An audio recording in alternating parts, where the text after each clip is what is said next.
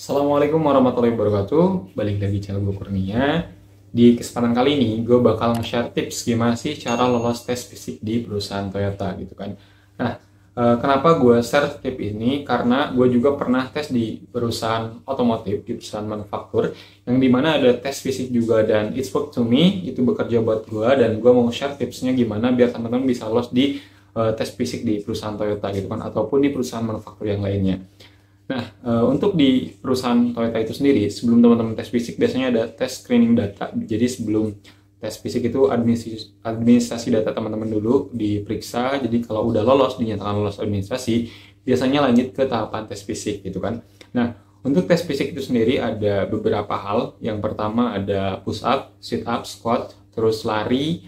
Terus kalau ada pull up mungkin buat tambah, mungkin nanti bakal ada pull up. Tapi biasanya kalau di sekolah gua itu only yang hanya ada untuk tes fisik itu lari, squat, sit up, sama push up aja gitu kan. Nah, aturan mainnya gimana? Biasanya untuk sit up dan push up itu di waktu menitnya mungkin sekitar 1 menit kurang lebihnya. Nah, nanti itu biasanya diinput atau dihitung sebanyak mungkin teman-teman bisa melakukan push up ataupun sit up berapa lama atau berapa kali dalam waktu kurang lebih 1 menit gitu kan.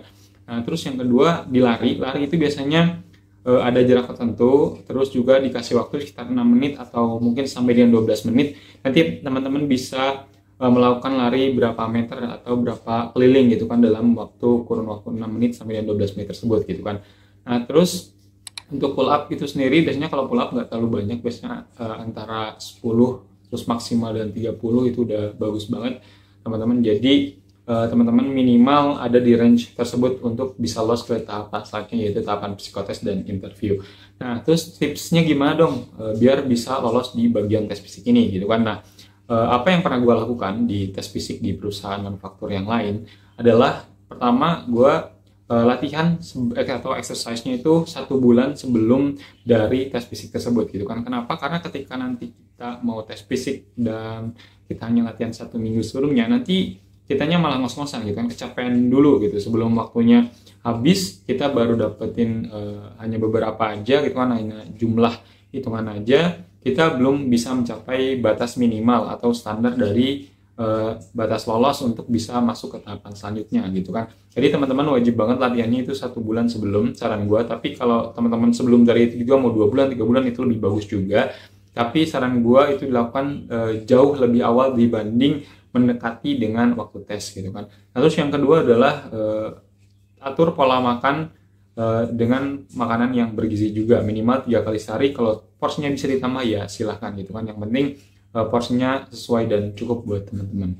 Nah, terus yang ketiga adalah tidur yang cukup, karena rata-rata kalau teman-teman tidur yang cukup nanti juga antibodi atau ketahanan tubuh teman-teman juga akan berkurang. Ya, mungkin itu aja sih tips dari gua mengenai tes fisik. Kalau teman-teman nanti ada ingin yang ditanyakan mengenai tes-tes yang lain, silahkan tulis di kolom komentar, nanti selalu gua bantu jawab.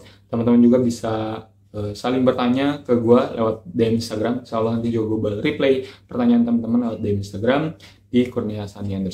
Mungkin itu aja yang bisa gua sampaikan, semoga bermanfaat. Wassalamualaikum warahmatullahi wabarakatuh.